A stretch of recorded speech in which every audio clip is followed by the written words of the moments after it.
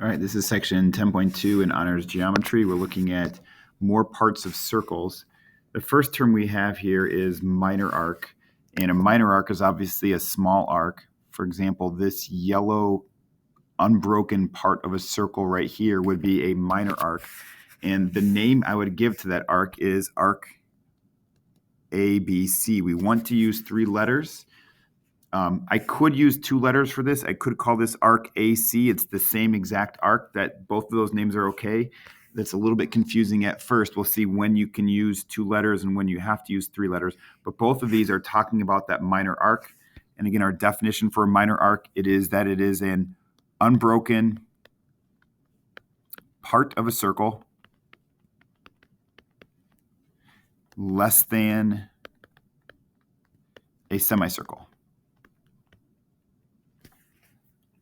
So if that's a minor arc, then a major arc would be like this blue one that I'm tracing right now. That's obviously over halfway. And if I was going to name this blue one, I would need to have another point in between points A and C. So I could say, let's call this point D. And then the name of that major arc would be ADC. For major arcs, you absolutely have to use 3 letters. Notice both the blue and the yellow end with endpoints of A and C. For the yellow one, I can use 2 letters. For the blue one, I have to use 3 letters. So if you only use 2 letters, it's always going to default and assume you're talking about the minor arc. As far as the definition for a major arc is an unbroken part of a circle that is greater than a semicircle. My handwriting's not great, so I'm not going to write that in there and make you try to understand that. It is an unbroken part of a circle that is more than a semicircle. And the last term we have here is semicircle. So let me go ahead and draw a nice circle. And this is our center. I'll draw in a diameter. Call this point E. I'll call this point F. Put point G over here. And so a semicircle would be like this gray arc.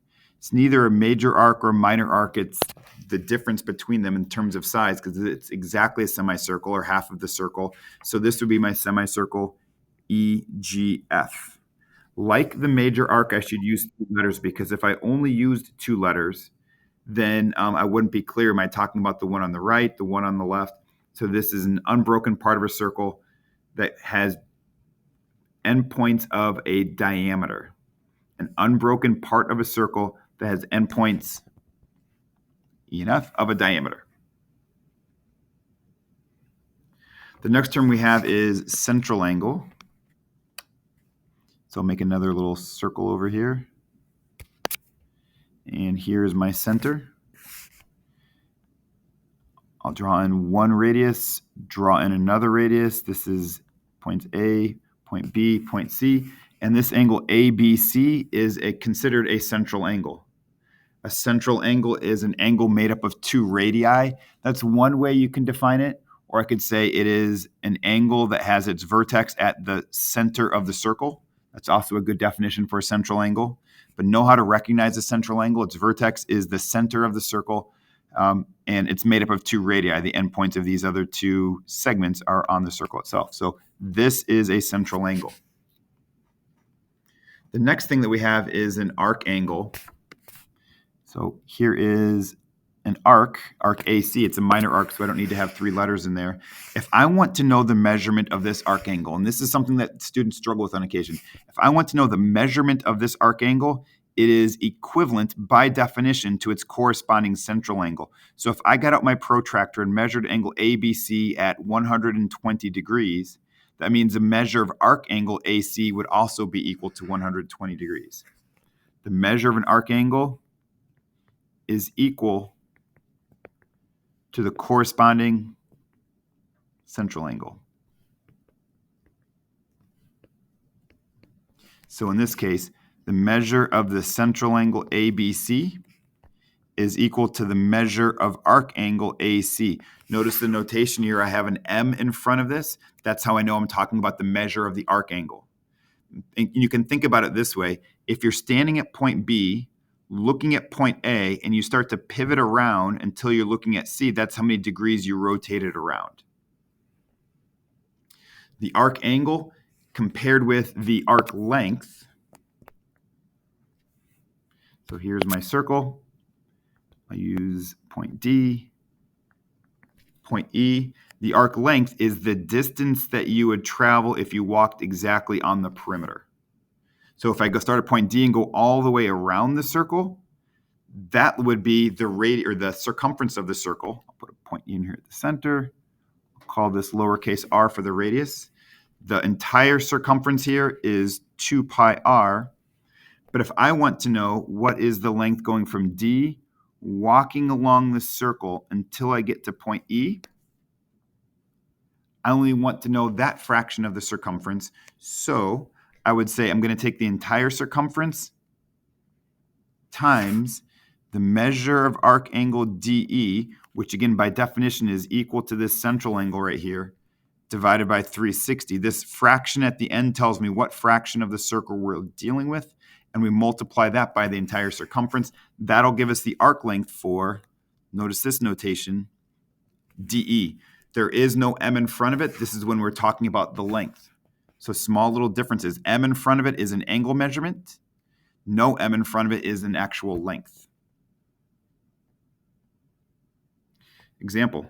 So I would encourage you to pause the video at this point, see if you can put the labels in there and answer these questions. Once you've had a chance to attempt them, then play the video again.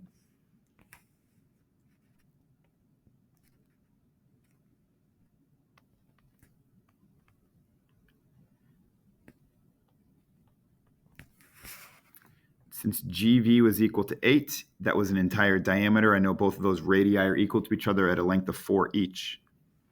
First question is a measure of angle GRN. Well, because of the right angles in here, I know this is a right angle also. 20 and this other part of the angle have to add up to 90 degrees. So GRN, that's got to be 70 degrees. Measure of arc angle NE. So if you start at N, rotate around to point E, how many degrees is that? And again, it's an M, so that's why it's an arc angle over here. That's going to be a 20-degree angle rotation. The next one is the measure of arc angle NA. So starting at N, rotating around until you get to point A. So what is the sum of these two central angles? By definition, this red arc angle is equal to this corresponding central angle. So 70 plus 90 means we're talking about 160 degrees. The next one is measure of angle NVG. Angle NVG, so starting at N, rotating all the way around until you get to point G. So I can add up all these central angles on the inside or recognize I didn't quite go an entire 360. I would take the 360 minus the 70 that we didn't get to see that that's going to be 290 degrees. The answer is the same whether you add all these up or if you just subtract from 360. This next question is the first one that doesn't have an M in front of it. So this means we're talking about an arc length rather than an arc angle. So the length of this segment, if you're actually to walk along that, would be central angle over 360 times 2 times pi times your radius of 4. I need to multiply all this up, and I'm going to simplify first. I can divide the numerator and denominator by 10, still divide both of them by 2. So now multiply my numerator. 1 times 2 times 4 would make that an 8 pi over 18. Still as a fraction, I can divide them both by 2, and that's going to give us 4 pi over 9. What I like about this answer is that it is exact. If I had my calculator out, I can multiply 4 times pi times 9 to also get it as a decimal rounded to 3 places. But notice we have an equal sign. That's why I'm keeping it precise and not the decimal. The last one is NV. So look at NV. What is the length starting at N, walking along that perimeter until you get to V? So definitely going to be a bigger answer. This time our central angle is 110 degrees, 20 plus 90, so it's 110 over 360 times 2 times pi times 4, that's 8 pi. In my fraction, divide numerator and denominator both by 10. I can multiply 11 times 8 to get 88 pi over 36. I want to simplify this. What can I divide numerator and denominator by? We'll divide this by 4. divide this by 4, and so the length of NV is going to be 22 pi over 9. Number 2, find the length of the major arc formed in a circle if a central angle of 100 degrees forms a minor arc with a length of 20 inches. Okay, so there is a circle, and we want 100 degrees, so a little bit bigger than a right angle.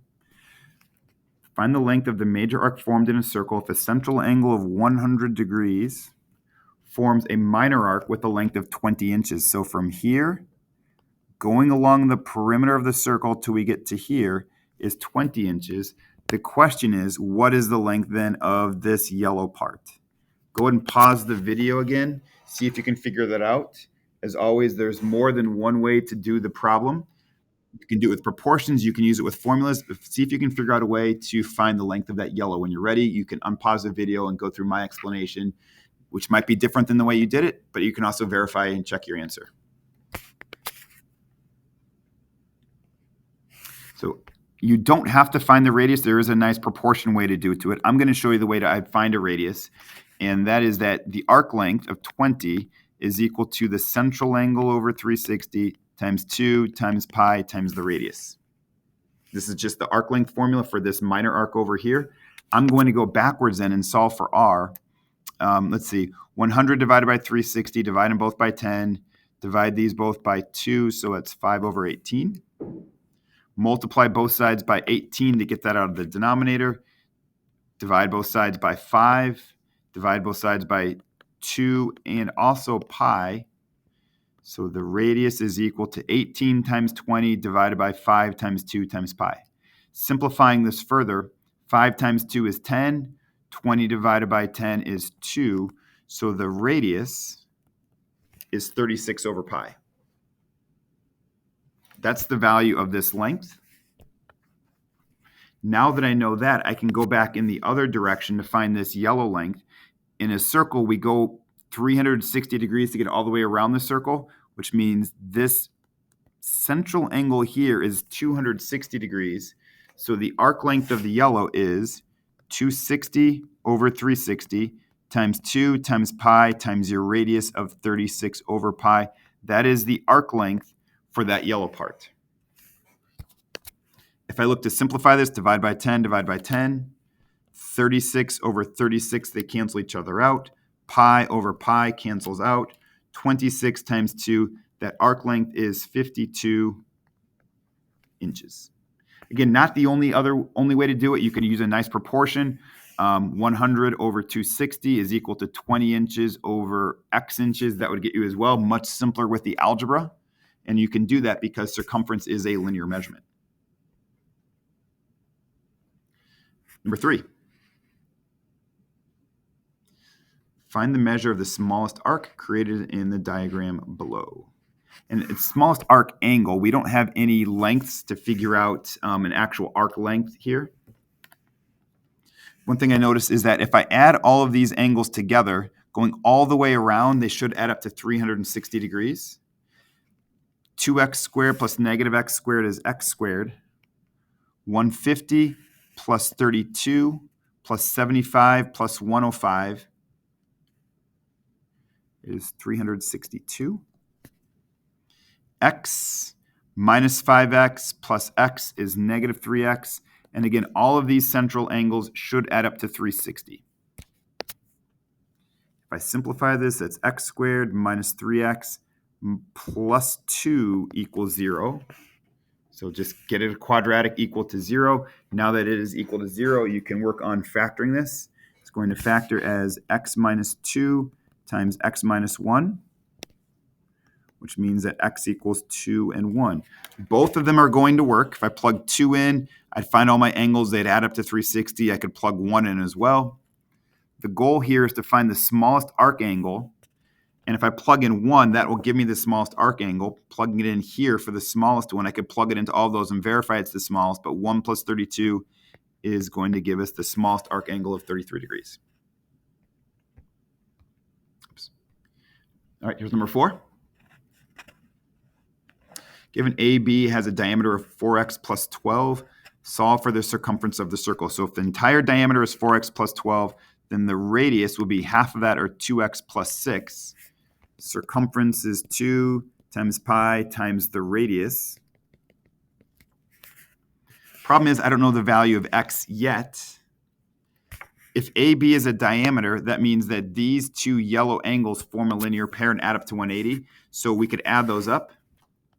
5x plus 3y plus 149 is equal to 180.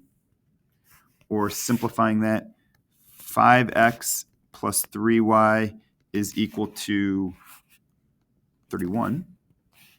And then on the other side, these two angles are also going to be supplementary to each other because they form a linear pair. So if you add those together, that's 7x plus 2y plus 141 is equal to 180. Simplify that, 7x plus 2y equals 39. Now elimination substitution. I really want to solve for x, so I want to get rid of the y values. So as I'm looking at that equation, I'm going to multiply the top equation by 2.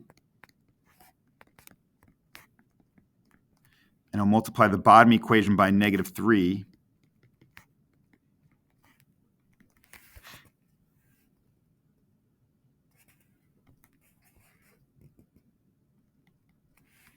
Add them together. Negative 11x is equal to negative 55. So x is equal to 5. That's a necessary step. Now that I know that x equals 5, the circumference is 2 pi. 2 times 5 is 10. 10 plus 6 is 16. Multiply those, and we're getting 32 pi for a circumference of this circle. All right, scroll down. Let's scroll down. As always, give yourself a chance to try the problem first, see if you can make some sense of it. If I say something that makes sense and you need to pause the video to try some more, I think that's probably a good idea. It says find the exact length of segment DB, given that DB and AC are perpendicular to each other, and the arc length of DC is equal to 4 pi. So this curve length is equal to 4 pi. Well, let's see here. We don't know the radius of the circle yet. I'm going to call this length x right now for the radius. I could call it r. And the arc length formula says that the arc length is equal to the central angle, that's 60 over 360 times 2 times pi times our radius of x. I'm saying that since I know this arc length over here, the central angle over 360 times 2 times pi times this radius should be equal to that. Solving this equation for x, divide both sides by pi, divide both sides by 2, 60 over 360 divide by 10, divide them both by 6. One more step, multiply both sides by 6, so x equals 12.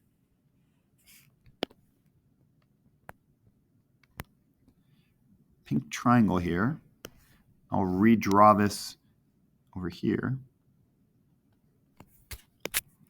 So this hypotenuse is 12, right angle 60 degrees. We want the length of DB. I notice this is a 30, 60, 90 triangle. You have to go to the short side first, so divide that by 2. That makes this length 6. From short leg to long leg, you get bigger. You multiply by root 3, so this comes out to 6 root 3. So DB, the length we're looking for, is 6 root 3.